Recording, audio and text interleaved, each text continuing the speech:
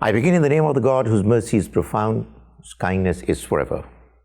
In the last presentation, I tried to clarify that the understanding of some of the religious Muslims that intellect has no role to play in understanding Islam, understanding the message of the Quran, that understanding is not correct.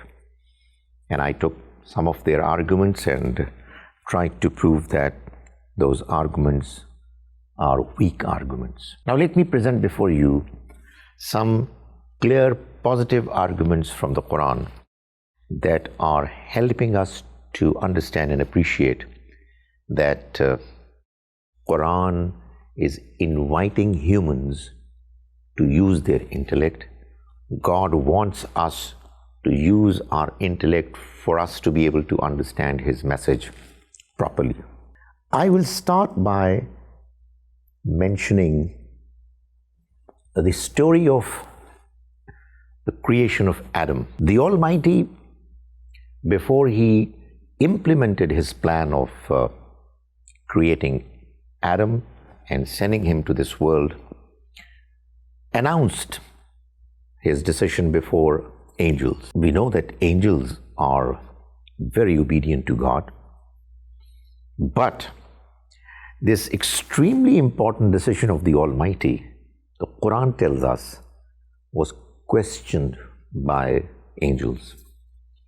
Now they said, "Ataj'alu fiha," are you going to create therein man yufsidu fiha, those who are going to create mischief in it, wa yasfiku dima, and are going to shed the blood of each other, wa nahnu nusabbihu bihamdika, whereas we are the ones who are praising you, declaring you free from all blemishes, errors, and we are glorifying you.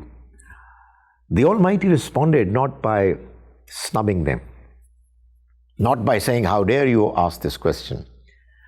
Instead, He said, "Inni alamu ma la ta'lamun," I know what you don't know.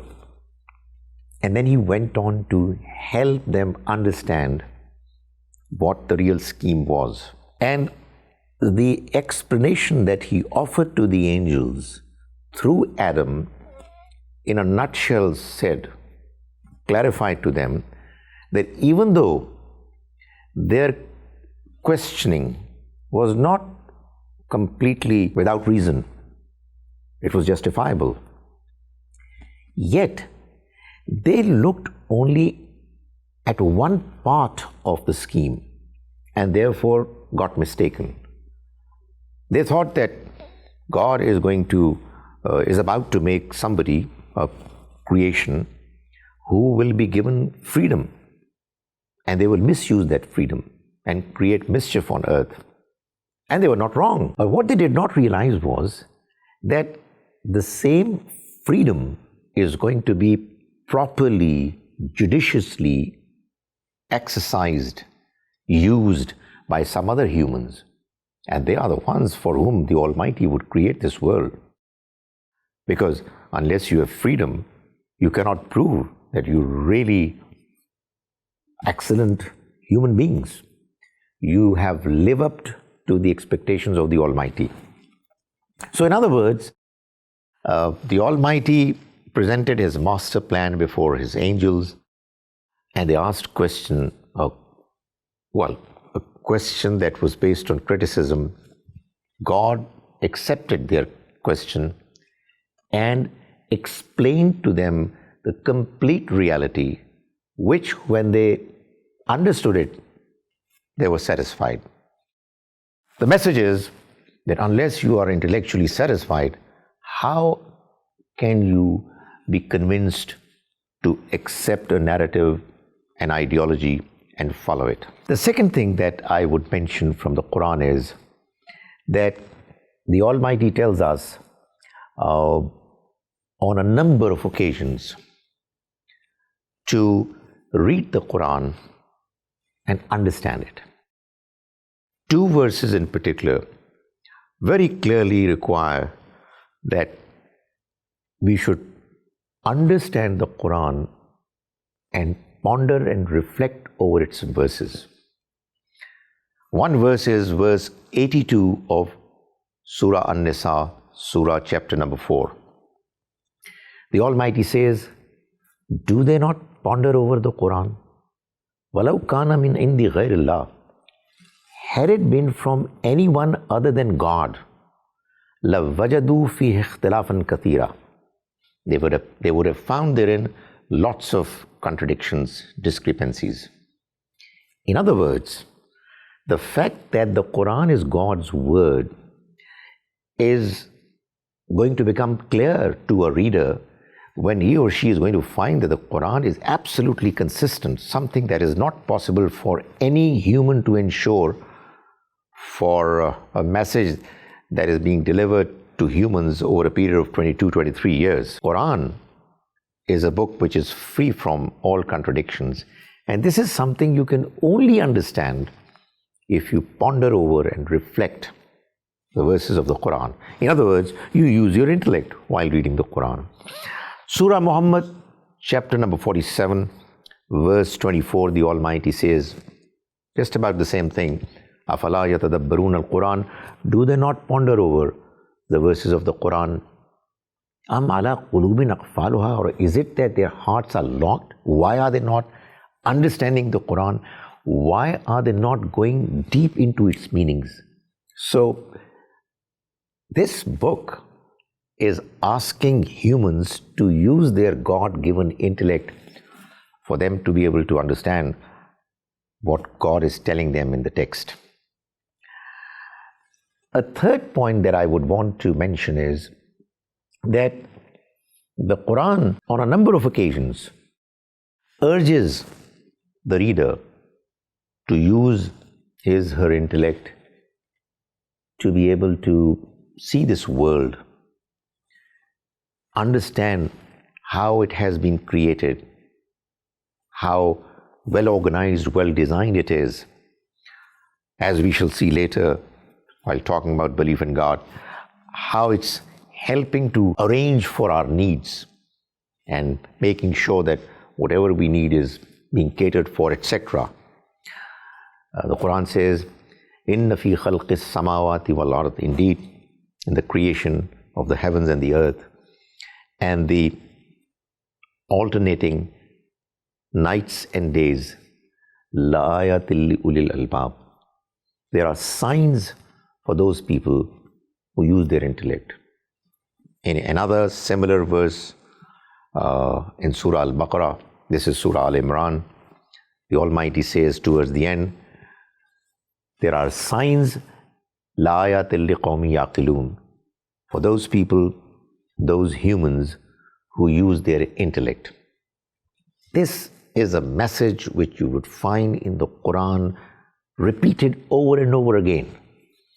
So the Quran is asking humans to use their intellect and see for themselves the world that they have been made a part of by God's design, so that through their intellectual reasoning, through exploring this world, they come to this conclusion that it's from God, and He deserves to be thanked, He deserves to be glorified, He deserves to be worshipped. Then we move on to another verse of the Quran which condemns those people who don't use their intellect properly, condemns them as worse than beasts. The Quran mentions in Surah Al-Anfal, which is Surah number 8, chapter 8, verse 22. It says, Inna sharra dawab. Indeed, the worst beasts in the law, in the eyes of God, as-summul bukmul lazina la yaqilun, are those deaf and dumb people, as-summul bukmul allazina la yaqilun, who don't use their intellect. So imagine not using intellect, not using it properly, has been condemned by the Quran so strongly that it says that the Almighty considers such people who do not use their intellect, either don't use it or use it improperly, as worse than beasts. It's the most important asset of a human personality that the Almighty has given to an individual. And if that is not being used properly, and is not being used properly for the purpose of understanding God's religion, His text, then such a person has got no place in the eyes of God. To him is worse than beasts. We move on to another verse, which is in Surah Al-Mulk, the 67th chapter of the Quran, verse 10.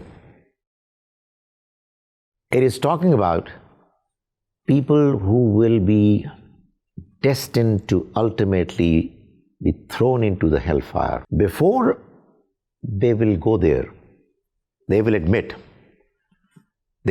their fault and would lament and would say, "Law kunna nasma'u aw naqilu ma kunna fi ashabis sa'ir." Had we listened or used our intellect, we would not have been included amongst the people destined for hell. In other words, the Quran is mentioning that the people who will ultimately be doomed are the ones who will refuse to use their intellect, who will refuse to use their understanding, their ability to think properly. They are the ones who have no hope of success in the next life. To me, perhaps the most remarkable verse in this particular context of use of intellect in religion is a verse whose reference is very easy to remember. It's the 100th verse of chapter 10. So when you write it, it's 10:100. Surah Yunus, verse 100. The Almighty is telling us that in this particular verse, that faith, real faith, is given to humans by the Almighty. Ma kana li nafsin an tu'mina. It is not possible for an individual to believe illa bi iznillah, except by the will of God. That is, God chooses, He decides who will get the privilege of believing. Now, by belief, as I'll argue later, it means genuine, real belief. I'll talk about it in the later presentations, that belief is not just getting the privilege of being born to a religious family or a Muslim family. It's something that you are able to get as a consequence of your own genuine intellectual exercise. You go through a certain journey, and when you are able to understand the realities that have been given to you to understand from, it's only then that you are gifted with the all-important asset called faith. The Almighty says, "Ma kana li nafsin an tu'mina." No individual can believe illa bi iznillah, except by the will of God. وَيَجْعَلُ الرِّجْسَ عَلَى الَّذِينَ لَا يَعْقِلُونَ. And He casts, spreads across filth, garbage over those people who don't use their intellect. So this brief verse is comprised of two parts. If we look at it in the reverse order, the second part of the verse is saying that God arranges for filth to be cast upon, to be spread across those people who don't use their intellect properly. What filth? The filth of immorality, filth of telling lies, the filth of being unfair, the filth of causing harm to others, the filth of hatred, grudge, prejudice, obscenity, immorality, ascribing partners with God. So this filthiness, this moral filthiness, immorality, is what is going to cover people who would not use their intellect. And when such a thing would happen, the Almighty says He will decide for such people that they are not going to get the privilege of believing properly.